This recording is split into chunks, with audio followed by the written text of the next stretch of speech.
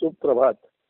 सज्जन श्रोते हो, आत्मोपनिषद देवपाठ पान 138-139 मधील एक छोटीशी रचना आपणाला वाचून दाखवत आहे. विठ्ठल विठ्ठल अवघा. अवघा म्हणजे पूर्ण, सगळीकडे विठ्ठल आणि विठ्ठलच भरलेला आहे असा त्याचा अर्थ आहे. यातील कठीण शब्द व्योमी म्हणजे आकाशात, व्योमकेश म्हणजे आकाश हे ज्याचे केश आहेत असा व्योमकेश म्हणजे शंकर.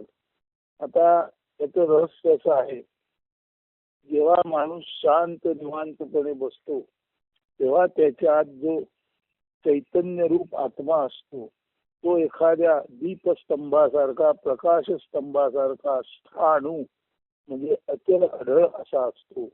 तेव्हा जेव्हा माणूस शांत निवांत होतो, त्याच्या मनाचा लय होतो, त्याचं मन अमन किंवा न मन होतं, तेव्हा त्याला आत फक्त आणि फक्त प्रकाश रूप स्तंभाची, एखाद्या दीपस्तंभाची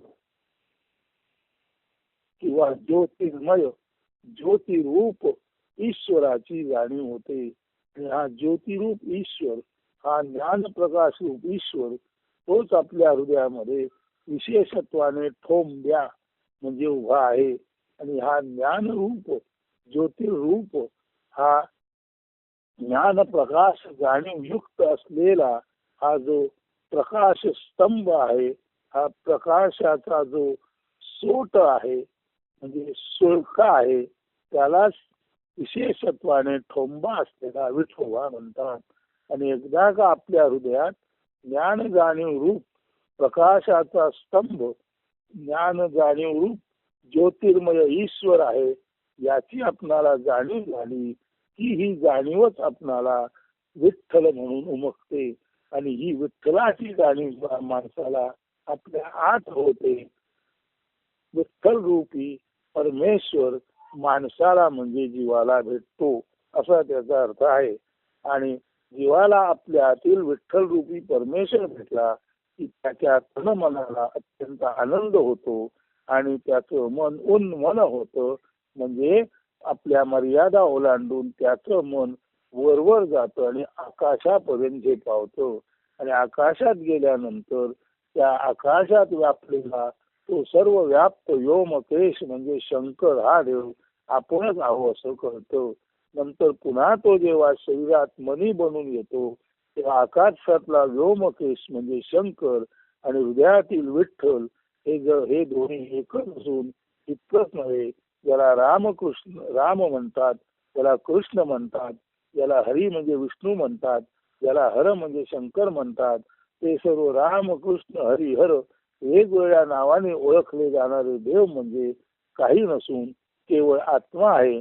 आणि आत्मा तर आपल्या हृदयात आहे. अशा अर्थाने रामकृष्ण हरिहरांचं माहेर आपलं हृदयच आहे. आणि तिथेच तो विशेषत्वाने ठोंबा विठोबा आहे याची त्याला जाणीव होते. सर्व देव जो काही म्हणतात, देवतत्व दिव्य तत्व ज्ञान तत्व म्हणतात, ते आपल्या हृदयातच आहे.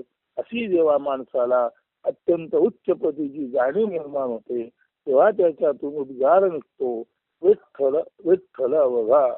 मी घ्यायचा विठ्ठल विठ्ठल अवघा, स्वरूपी कोंदाटला, तेणे अनायासे जीव शिवासी भेटला. आनंदले तन मन होऊन मनी बेभान, व्योमी जे पावता जीव स्वये व्योमकेश झाला. आता जाणे येणे कुंटे, स्वरूपी वैकुंठ, रामकृष्ण हरिहर स्वरूप माहेर. विठ्ठल विठ्ठल अवघा. अस्तु. धन्यवाद. शुभदिन. सुप्रभात.